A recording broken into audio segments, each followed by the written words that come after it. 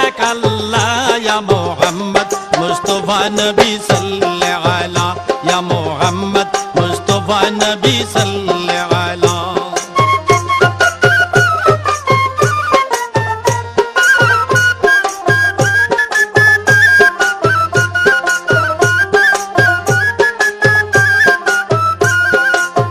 নবীজি আদম শফির বাবা